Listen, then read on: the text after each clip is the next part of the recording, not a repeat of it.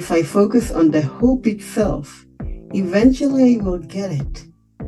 And that means I didn't fail, I just learned a ton of different ways. To me, failure is if you didn't learn anything.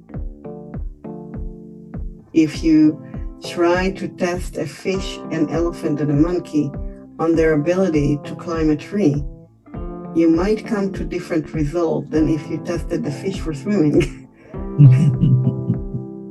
and the elephant for something else and the monkey for climbing the tree. Under these circumstances, in this new world that you didn't choose to be in, who do you want to be? What is the best version of you? And that's how I work. Everything is not going to be okay, but doesn't mean that we can't be. Welcome to Stories and Stanza, a weekly podcast bringing you real stories from creators and speakers around the world. Hi, Shirley. Welcome to Stories and Stanza. How are you doing today? I'm okay. Thanks for having me. I look forward to speak to you in our Fail With Me section. Before we get started, could you introduce yourself for our listeners and briefly talk about what is the summary of our conversation today? What are we going to explore from you? First, who I am. I am a family therapist with a specialty in grief. I work out of Georgia. I live in Georgia. Originally, I am an Israeli, born, raised, all that thing.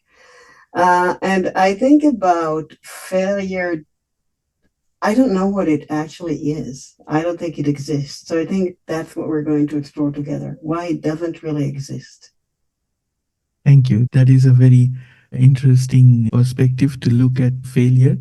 So, in my family, both me and my wife, we had a couple of very difficult years with physical health challenges as well as mental health challenges. And we had a little child. And when I was going through that phase, I felt that I was not able to connect with anyone. Whenever I reached out to my friends and family, I was not able to build that support system, that what is wrong and what am I doing wrong and what how I can get things right. And I was looking out for help and went to all the doctors and everything. But still, in totality, I felt that I'm struggling and I'm finding it very difficult to understand, cope up with professional life and personal life and everything. And when I gradually came out of it, I felt that it is very important to understand and unpack failure. So, whenever you're failing something, it's probably trying to tell us something. And what is it trying to tell us? And the story is different from different people. So, that was my idea behind Fail With Me. Since I started that on my podcast, I had the privilege to have so many guests on my show to come and talk about it and share their perspective as to why do they think that talking about failure is a good idea. So that's why that is that's the theme. And how does it resonate with you? So I think failure is a social construct. What I would consider a success, you might not. And what I would consider failure, you might not. So, first of all, it's a social construct. It's not a real thing. It depends on our culture, it depends on our family, it depends on who we talk to, who we compare ourselves to. So, for example, if someone is born with a disability and they are able to do something that is simple and taken for granted for everybody else, but they shouldn't be able to do it with their disability. It's a success, right? But for everybody else, it's just taken for granted. It's not anything. And if they can't, it's a failure. Why? Because that's how we construct it in our mind. That's how we grasp it. But it's not a real thing. It's all Yes. relative. And the other thing is, if I try to do something and it doesn't work, I am going to try a different way. So if I focus on a way, on a pathway to something, whatever I hope to get, I only focus on the pathway, then I might fail. But if I focus on the hope itself, eventually I will get it. And that means I didn't fail. I just learned a ton of different ways, right? Uh, Everybody knows the story about Thomas Alva Edison and how many light bulbs he didn't make before he made one, right? Correct. But it goes to simple things like trying to cook something and it doesn't work. You try a different way. You don't post, "Oh, I failed." You don't go and say, "Oh, I failed in life." So it's all about how we look at it and what we learn from it. To me, failure is if you didn't learn anything. Exactly. Exactly. I think that we are brought up in ways that makes us think about this blocker or that particular construct that failure is bad. But in reality, it is very different. It is just a way of life telling us that there are other ways to do it. Thank you for sharing your views in this particular section. First of all, I want to hear from you. Is there a personal story you would like to share with our audience? Yeah, so I'm going to start this story from the end. I graduated my master's in family therapy with a 4.0 score, which is 100%. And I'm a doctoral candidate now. I started my dissertation. So I think you can say academically it's a success according to the social construct, right? But before that, my bachelor's is in psychology in Israel. And I couldn't get into a clinical program in Israel because I don't test well in the way that they tested me. And they told me to my face time and time again, "You would be an incredible therapist, but your numbers don't look good. And we can't have you in our program. It would look bad." So to them, I failed because I didn't have the numbers, even though they predicted me to be a good therapist and succeed in the actual job, in the actual work, but not in the way they tested me. In every paper I wrote, I had a A plus, but I didn't test well in the tests.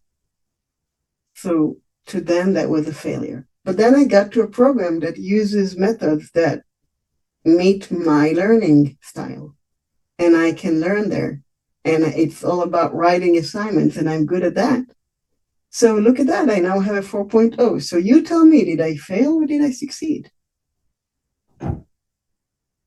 I think that we try to put failure in black and white, but there is basically a gray area. It's a broader spectrum of things. So I congratulate you, first of all, for this Thank you. amazing academic success. That is quite an example.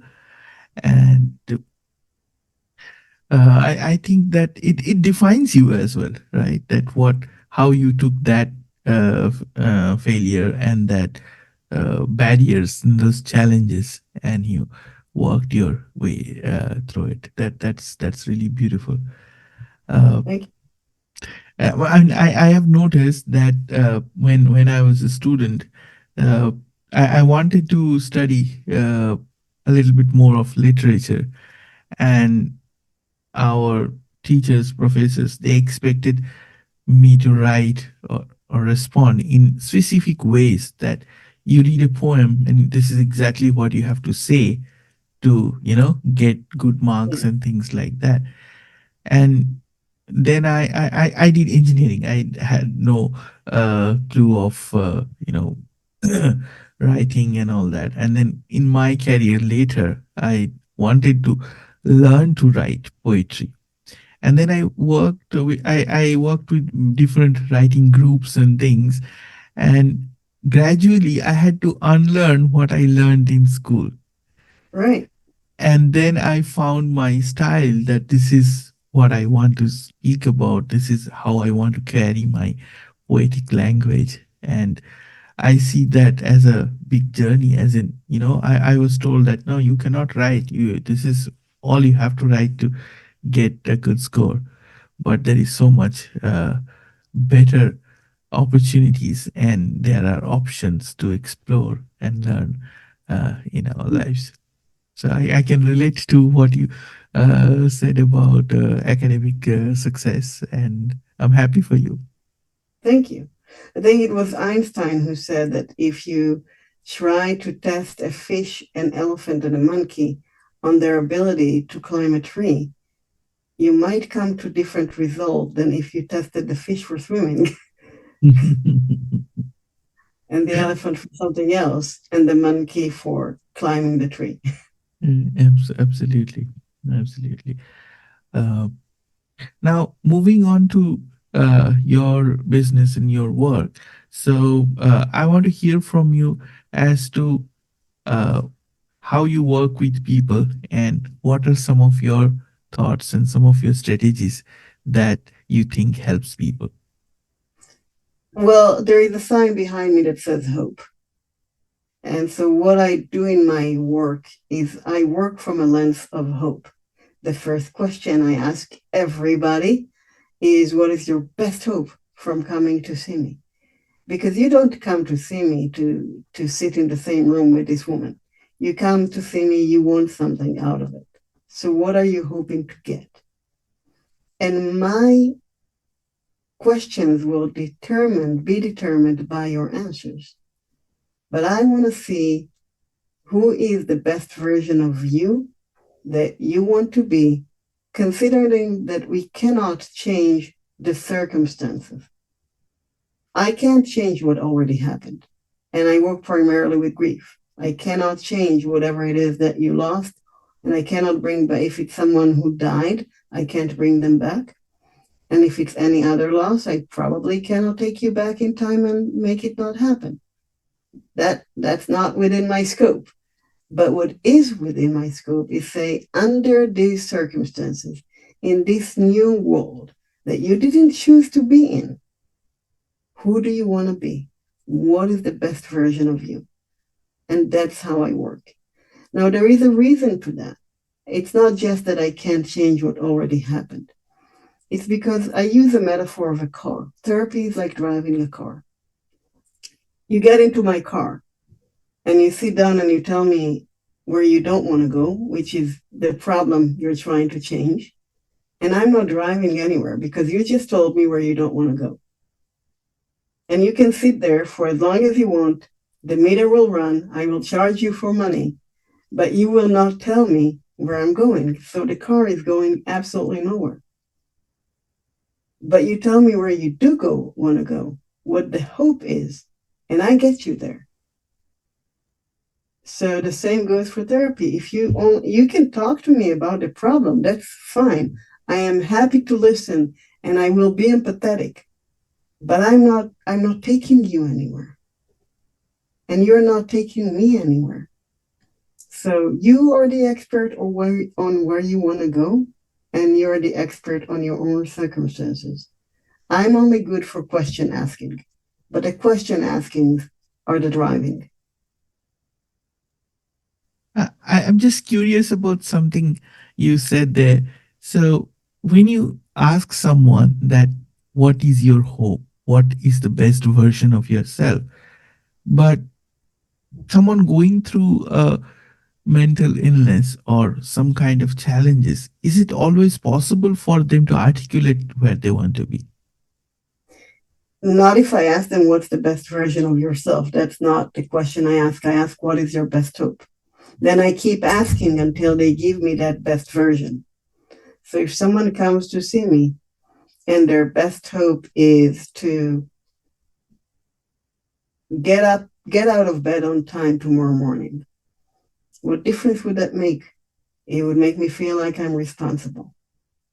It would enable me to take my kids to the bus to school on time. Then I would feel like a better parent. You want to be that better parent, right? And they're always able to articulate something. And it's my job to take that something and ask the next question and the next question. That's not their job to be fully articulate from the beginning and give me this beautiful picture. No, that's my job. Their job is to give me the first line. And we go slow. I understand. I understand. Yes, because I have noticed, because I've seen a lot of things firsthand, is that articulating what's wrong is a big, big step. As in, it is, sometimes very difficult to come up with, with an proper answer that what can be the best version of. I mean, if you ask me today, I mean, I'll not be able to answer what would be the. I'm not going to ask you what's the best version of you, but I can ask you what is your best hope from having me on the podcast. Yeah, yeah, yeah. Of course, the answer to that would be to explore your thinking, your perspective, and bring that into the show so that it can help others. It can connect someone who is listening or watching the show so that they can relate, and then they Right, can come forward and they can seek help. In a right, lot of cases, people don't seek help, and then they are kind of stuck. They think that they're doing all right, but they are not, and then they isolate themselves from the rest of the world, which is not a nice thing. And this is a supportive space just to tell people that you're not alone. There are others who have had difficult times, and these difficult times they are telling us something, and yeah. let's explore that. From as a therapist, if you were to broadly look at people you have worked with, where do you think we lack in our understanding? From a mental health perspective in general, I think we created this stigma of asking for help is a bad thing. You have to somehow pull yourself by the bootstraps. I think that's how they say it, and keep on going and just keep on keeping on, and and that's wrong because we all need a community and help sometimes. And we went from humans are wired for connection, but we somehow went into this culture of not being in communities, being in not individualistic but isolated. And I think that's wrong. I think that needs to be changed. And again, my best hope is for people to acknowledge their humanity. We are wired for connection. That's a mental health perspective. From a grief perspective specifically, I think we got it all wrong because somewhere along the way, we decided it has to be a linear process with a beginning and an end. And the thing is, it has a beginning. It's not linear at all. And it absolutely doesn't have an end. It just changes over time. But we keep expecting people for some reason to be over and be done with it and have an end to their grief. And it creates this expectation that then the people who are grieving think they're doing it wrong. It's probably the line I hear the most. Am I doing this wrong? And then even worse, they feel they shouldn't be talking about it, that they are a burden, and they isolate farther. And it's because as a society, we don't know what to say and we don't know what to do, and we want to fix it and look the other way. And when I talk about hope and I talk about the best version, that's not like toxic positivity, everything will be okay. It's everything is not going to be okay, but doesn't mean that we can't be the best version of ourselves. And it takes work, and it doesn't happen in isolation, and it doesn't happen overnight. And it changes all the time, just like our grief, and it can still happen. So, this ability to hold both truth in the same space and the understanding that grief is never going to be over is essential, in my not so humble opinion. I am just taking a minute to process that because I lost my father before COVID, And uh, the reason why it affected me was he passed on all of a sudden. Like, I spoke to him on a Friday, and by Sunday morning, he was gone.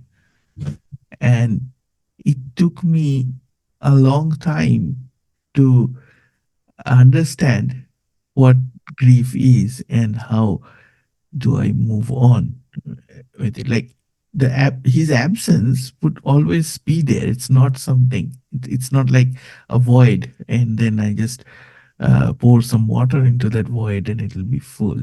So that Right. void is being at peace with that particular void is very important.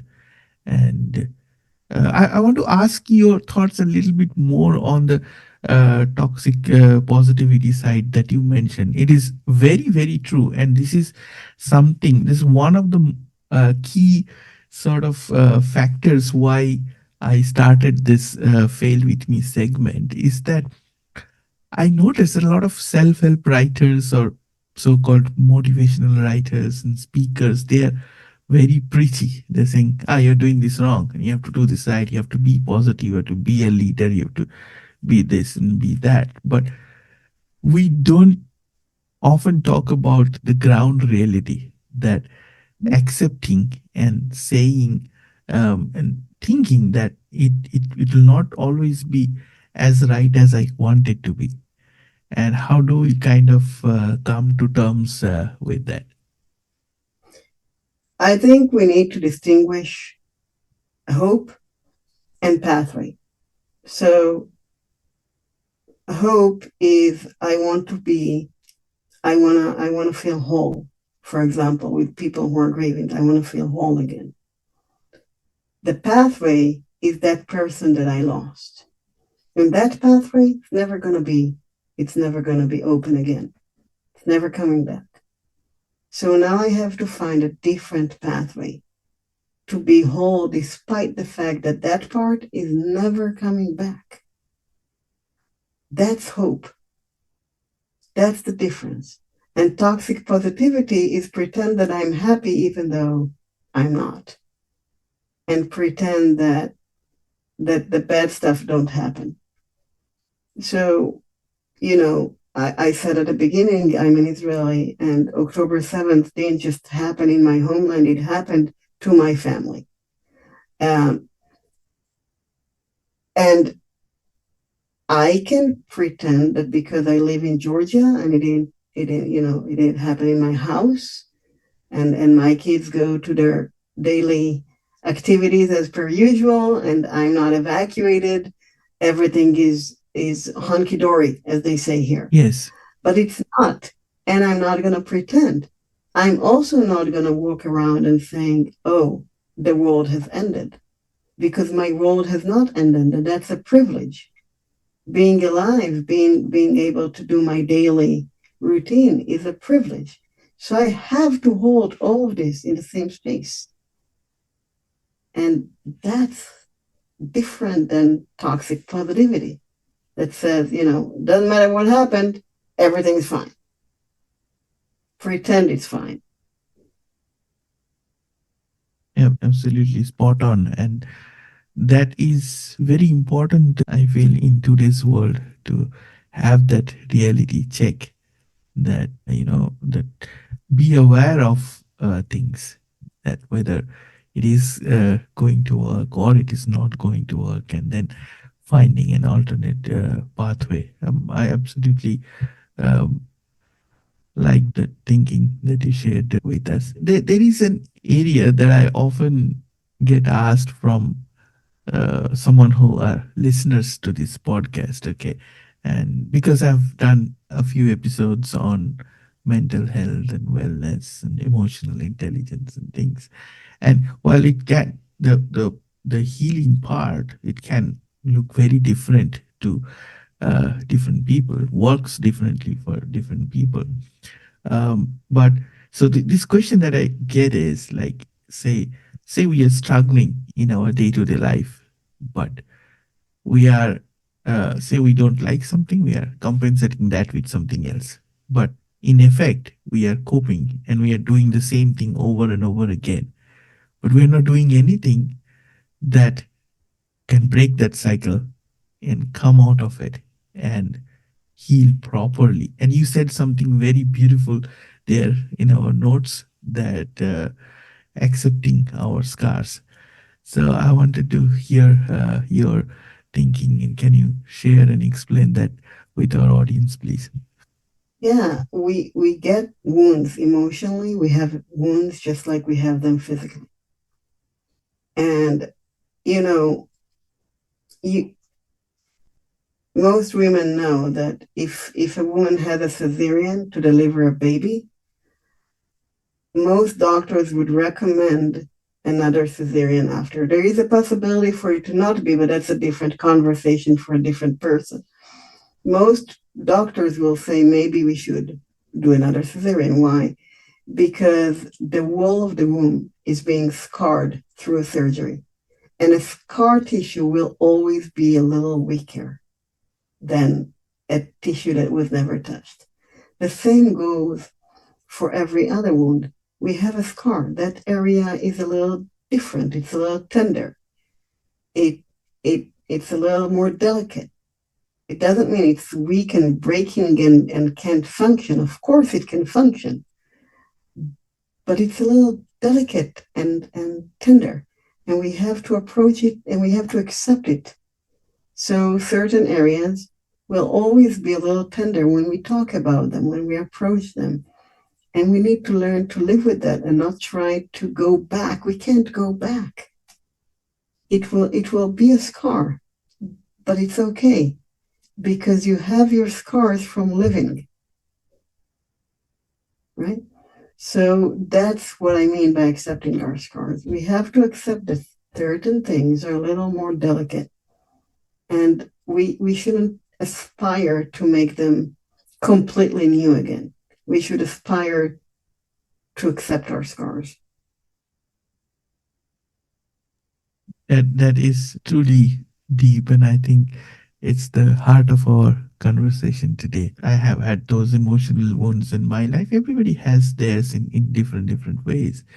And being aware of those wounds, where those wounds are, and then giving it an alternate pathway to feel about that particular thing, instead of going through the wound, giving an alternate route to the destination.